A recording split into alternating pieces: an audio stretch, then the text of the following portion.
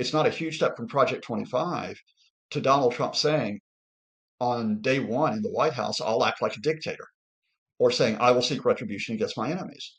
Project 2025 is a document that doesn't operate within the American system. It operates outside of the system to try to take control of it, which is precisely what Trump did, especially in the last few months. What is Project 2025? Project 2025 was launched in 2022, and it was launched by a series of activists. Some of those activists were connected with Donald Trump's first administration. Indeed, many of them had served in his first administration. They continue to be part of Trump's circle as he prepared to run in 2024. Some of those activists were with the Heritage Foundation, which is a very right wing, indeed hard right think tank in the Washington, D.C. area. And these activists got together and effectively said, we want to put out a blueprint for what we are going to try to do uh, if Trump gets back into the White House. And it turns out to be a 900-page document. The starting point of Project 2025 is how can we take control of the agencies to make them do what we want? And the reason for that was a sense not only amongst Donald Trump, but amongst people around him that these agencies were working against them. What Trump will always call the deep state, or sometimes calls the swamp. Now, when we talk about these agencies working against them, for example, environmental agencies that might say, well, no, you can't just simply strip away all environmental protections. You have to make sure that, Americans are protected for clean air, for clean water. You were maybe talking about, for example, the agencies who said, no, during the COVID pandemic, we had to make sure that public health was secure, and that meant some containment measures. And you can't just simply remove lockdowns and tell people to take dangerous drugs like hydroxychloroquine. But what it came down to is that Donald Trump, especially in the last months of his administration, when he was trying to overturn the election and prevent the transfer of power to Joe Biden, he tried to install people in these agencies. He tried to put them in the Department of Defense. He tried to put them in the State Department.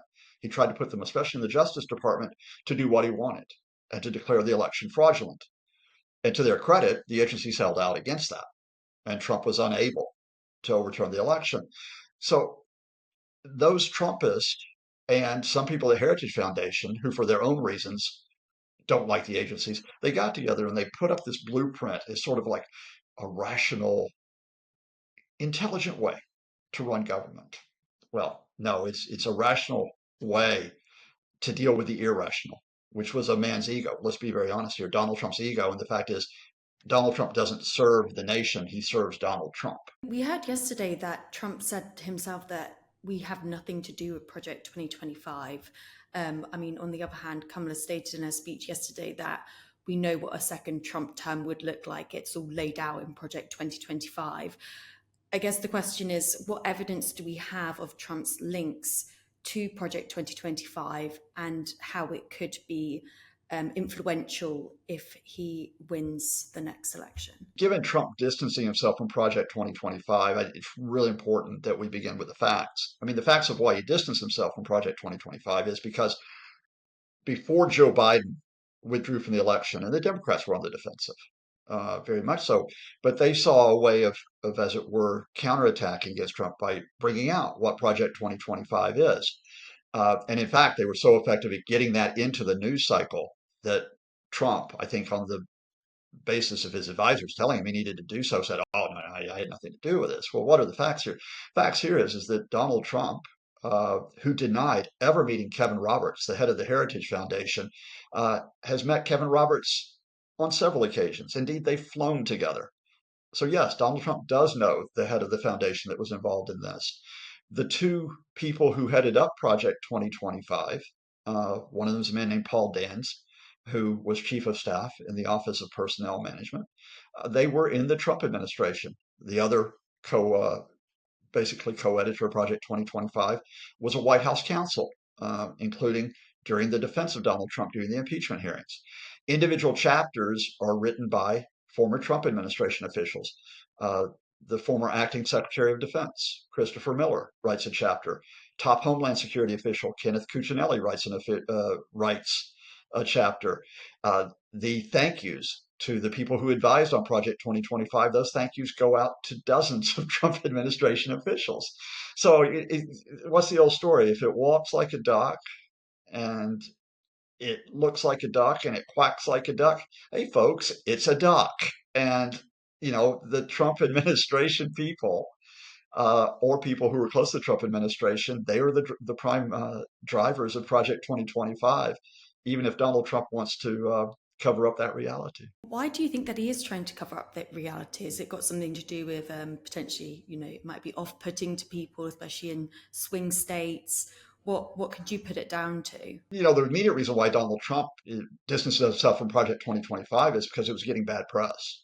And bad press when you're campaigning is never a good thing. The wider issue here is that we're talking about the connection of Project 2025 to take control of the deep state and the measures it advocates to take control of the deep state really being linked to what Trump has done to try to, in a sense, at times crush the agencies and indeed almost take apart the US system. So it's not that huge a step to move from Project 2025 to actually wind up in a position of saying, wait a minute, what about the Capitol attack on January 6, 2021?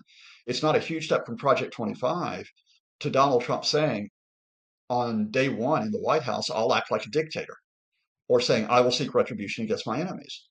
Project 2025 is a document that doesn't operate within the American system. It operates outside of the system to try to take control of it, which is precisely what Trump did, especially in the last few months.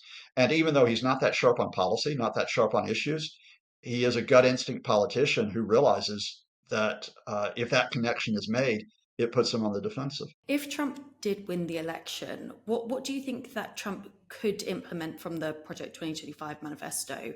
What would be feasibly possible, do you think? Go back to the first week of the Trump administration in 2017. In the very first week of the Trump administration, they tried to implement what is colloquially known as the Muslim ban. And that was the ban on Muslims from 6 different countries being able to get into the United States. Even if they were U.S. permanent residents and had green cards, they could not get back into the United States. When they tried to implement that, it was absolutely chaotic because they hadn't planned for it properly. And you had, just nightmares of crowds at airports, queues of hours that were waiting, people that were being seized and put into detention and disappearing for some time, while their friends and relatives tried to find them. And the whole plan collapsed within 72 hours, although they tried to reintroduce it later. Now, that was a failure really of implementation amongst the Trump people, but they blamed it on the agencies. If the agencies had been there and, had been working the way we want them to work, then we could have done this. And this occurred with other things. For example, uh, the whole effort to separate children from parents uh, that took place later on in Trump's term. Uh, the lesson that was taken away from that uh, by Trump and by the inner circle wasn't, oh, wait a minute, we really weren't very competent at the way we did this. It was the agencies are obstructing us. The agencies are the problem. So the very first thing that Trump does is he not only puts in political appointees to be like the Secretary of, of Defense or the head of the Office of Homeland Security or the Secretary of the Treasury. He not only puts in political appointees there, he puts in political appointees in place of civil servants. So you fire a lot of civil servants, you force them out, and we're talking about many thousands of civil servants. You put in political appointees at the middle and at the senior levels, and now you've got your people that are deciding what should be done. That's the starting point because if you have your people in charge of the bureaucracy, then you can force through regulations that you want, or you cannot enforce regulations that you don't like. Uh, you can threaten personnel down the chain who say something is actually wrong. You can threaten them with being fired and with being prosecuted. You can bypass the Constitution if you have legal advice that something you're doing is actually against the Constitution because your political appointees say, we don't care, sue us, right? Uh, it's been long been a maxim. I know this from living 40 years in the United Kingdom that a lot of what gets done in the UK government gets done in Whitehall. And Whitehall is that one word which covers all those many civil servants who operate according to rules of the game. And certain rules of the game are cannot be broken by politicians. The Trump effort is for the American equivalent of Whitehall, that you remove the rules of the game and you only have Trump rules.